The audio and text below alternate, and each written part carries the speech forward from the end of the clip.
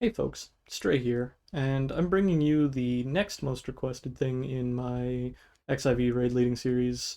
From the people I spoke to, people wanted to know about gearing priority, both what to get as far as BIS gear goes once weekly loot lockouts are happening and they start clearing the tier, melding, what makes sense to meld instead of just sticking whatever fits in the gear, and because this is focused on being tailored towards raid leaders specifically this series, I'm also going to throw in loot distribution. Because at the beginning of tiers, loot is locked to an X amount of coffers per week, and you kind of want to min max the gain that you're getting from each weekly lockout piece of gear. So I'll discuss that as well in this video. Enjoy. Before I get too far into it, I did want to preface this video by saying that every concept that I'm going to be talking about today is explained in better detail and with class specifics in the Balance Discord. I'll have a link in the description below, but this thing has literally everything you could imagine for information here. My goal today is going to be taking the basic concepts from here for gearing up and explaining it in a simple manner that you can understand and just jump right into the raid with. Anybody who wants to do further reading or need class specifics, I definitely recommend giving the balance a read. It's a great priming tool for stuff like this. With the start of each new raid tier, we get a new piece of crafted gear, a new set of crafted gear, and that's where we're going to start our gearing journey. So this is patch 6.3. So the raid tier was the 6.2, the Pandemonium 5 through 8. And with that, we got the Arena City gear. As the name implies, crafted gear means you can get your friend to craft it for you, you can craft it yourself, or you can just buy it on the market board. Easiest way to find what the current set of crafted gear is to click on any market board, click the torso or whatever armor piece you want, and whatever's there at the top is generally gonna be the crafted gear for that tier, unless you're in a weird off patch. But generally, this is the case, and this is where we're gonna start our gearing journey. So you're gonna pick up a full set of crafted gear, and we're gonna move on from there. In addition to picking up a set of crafted gear to get going, you're also going to want to figure out what your ideal BIS set is, your best in slot set. You can generally find that on the balance. They're pretty good about updating that, and they'll have best in slot gear sheets on like Etros and whatnot within like the first day of the patch coming out. They're really quick, they're really good, and to once you have your BIS planned out, you're gonna want to figure out what tombstone pieces you can get. You get those with the cappable, the weekly capped tombstones, and you can usually exchange them at any tombstone exchange vendor for the highest tier city of whatever expansion you're in. Right now we're in Endwalker, so the Pandemonium raid tier is here in Rods at Han. So this chick, the causality exchange, Department of War, because I'm Dragoon right now, and then all the maiming gears here. So you're going to want to figure out what your BIS set is going to be, and you're going to want to start planning what pieces of tome gear you're going to buy for your set from that. If you're running a 2.5 job like Dragoon, and the crafted gear gives you skill speed on any piece, you're probably going to want to prioritize replacing those skill speed set pieces first. Otherwise, a good habit to get into is a left side piece first, like a gloves or a boots, or a hat, depending on what your class needs. And then the next week after, you do an accessory piece and then flip flop generally. Or you can skip 2 weeks and you can go right to torso or legs, as they'll give you the largest improvement. And now we've come to the probably the most important part of the video and the most requested part of the video from the people that I spoke to, and that is, what do I do with my crafted gear while I'm working to achieve my dream BIS gear? Um, Generally, you're going to be stuck with the crafted gear until you can get drops from the raids themselves, or you have enough weekly tomestones capped to then purchase a piece of augmented tome gear. Um, in the meantime, you're going to want to meld the crafted gear that you have. Melding is pretty straightforward. You just go to a mender or have crafters yourself, and you attach the appropriate materia. The important thing to note, though, is, let me drag it over here, a melding priority system. Uh, Throwing materia in willy-nilly is probably not going to do the best for you, but this is a super simple kind of priority system that'll be the most beneficial during prog for you. And that is getting your skill speed or your spell speed to comfort. That's what the SKS and the SPS are. That equates to, back to my game, there we go. These values down here in physical properties and mental properties. These two breakpoints at the bottom are the most common breakpoints for GCD tiering for most classes. And that would be 2.50, which is having no skill speed or spell speed whatsoever on any of your gear or your melds. That is the default GCD that the game is built with. And then 2.45, which is getting anywhere from 650 to 664 in the skill speed or spell speed categories. After that, you're going to want to prioritize melding crit. Crit is king in most MMOs, and Final Fantasy is not an exception to that. Crit will always be king, and so you want to jam crit wherever you can. After that, Det and DH are about equal in what they give you. Det improves your healing received and healing given. DH is just more damage if you get the procs. Generally, Det is a priority for tanks and healers, DH being a priority for DPS classes.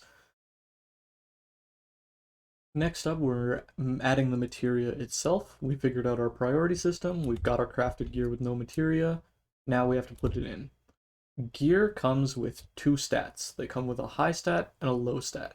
Relic weapons and other such things are exceptions to this, but for the purposes of raiding, crafted gear and raid drops have a high stat and a low stat. You can see that here if you hover over it. I'm pointing with my fingers as if you can see it, but the Cuirass has 200 tenacity, 140 det. That means tenacity is the high stat, it's maxed out. You can't put any more tenacity on it. Determination is the low stat, it's 140 out of the cap, 200. You could get one, maybe two melds in of determination before it's capped. This matters when you're pentamelding crafted gear. You'll probably get two big melds in of the low stat, and then your three pentamelds will have to be an entirely different stat. Following our build guide, if we went on to, say, the helmet, we're at the skill speed we want. The helmet has crit high, so crit's maxed. I can't put any crit materia. Going down the list, we'd go to Det or DH. Because this is a tank, I'm going to jam Det in there. If you were a DPS, you'd probably put DH in there. Simple as that. Make sure all of your gear has materia on it, and then as you replace each piece of gear with a raid drop or a tome drop, just meld to the BIS melding that you recommended. Whatever you're trying to build, right? So generally you'll have an Etro link or something from the balance. Just meld according to that. Even if your pieces aren't augmented, still meld them the same, and then you'll just have to remeld them once you augment them in the future. One further side tangent in the whole gearing up part of this is raid food. Once you've gotten your gear up, your next step to help you kind of be the best that you can be getting into the raid would be food and pots. Pots are going to matter less. Those are more once you've seen the whole fight, you know how to do it, you're just pushing damage to get it done. Then you'll start potting. We'll talk about that in a later video when I talk about optimizing DPS. For now, raid food is the focus. It'll be the highest level food that gives you combat stats for the tier. If you go to a market board, you click on meals, it'll be right there at the top. There'll probably be like 4 or 5 different meals that matter. This tier I was a Dragoon, we run at 2.5 GCD, carrot pudding was our BIS, so I have a ton of carrot pudding. They give you 2 substats, in this case crit and det, but they also give you vitality plus 10%. That matters. When you're progging and in crafted gear, every little bit of HP and damage mitigation matters. So having 10% higher vitality and getting that extra HP means your casters and your healers are less likely to fall over from mechanics just by not having enough health to survive them. It'll free up your mitigation usage a little more, so you can be a little more lenient. You know, tanks won't have to do their single target spawn mitts. on people just to keep them alive for a mechanic. This is incredibly helpful. It's super cheap. It's like, I think it's like 5k gil per meal or something when the tier just releases. So you're spending 5,000 gil to get half an hour or 45 minutes if you have a rationing manual or the meat and mead FC bonus on. So you're paying 5,000 gil for 45 minutes of having extra HP. It's just such a worthwhile trade-off. I recommend everybody stocks up on food when they get into Savage raiding, and make sure that you have the food buff active once you start your pulls. Finally, as this series was intended for future static leaders, I did want to include loot distribution as part of the video. The way Final Fantasy operates is on a weekly loot lockout, so when you clear a raid floor, for example, P5S, it'll say here, reward already received. Whatever loot you guys get on that clear for your static is what you get for the week. You can't get anything else from that boss until the next lockout, which is the next week. Tuesday is reset day. That means you're going to get limited gear during progression, and you're going to need to be kind of smart with how you distribute it to make more meaningful prog.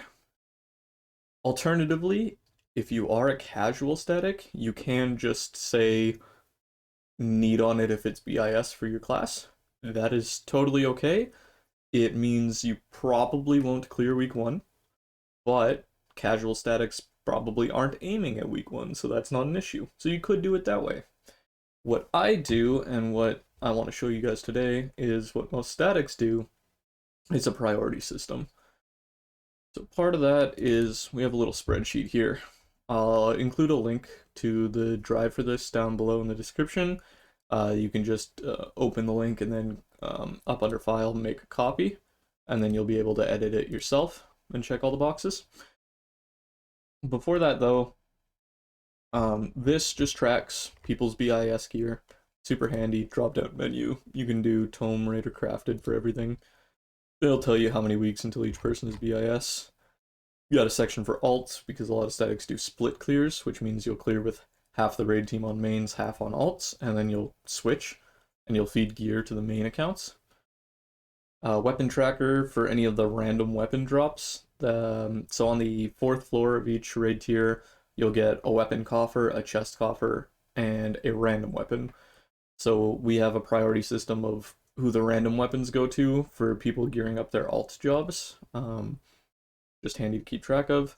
And then this part will track who got what week from what floor. This is handy for you, the static leader, to make sure that everybody is getting a fair shake at loot. Now on to the topic of loot distribution and priority. A lot of statics will give gear to their highest performing DPS player for the first couple weeks of a tier. Whatever's BIS for that DPS player, they just get it. Everyone else passes for them and feeds the gear to them. The reason that exists is because starting on the 3rd and 4th floors of each tier, the DPS check actually starts to matter, and you're gonna want to pump out as much damage as you can. And in early weeks of progression, healers are safety gaming and GCD healing their asses off anyways, so the damage isn't gonna matter as much on them.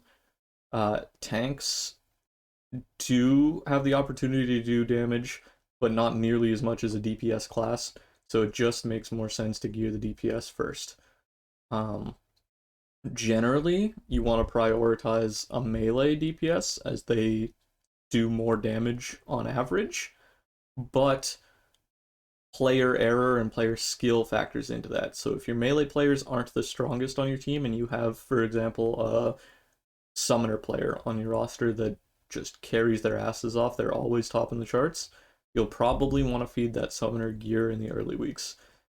It's up to you to figure out where the priority lasts, but it is ideal to feed a DPS player in the early weeks of prog just to make those checks a little bit softer.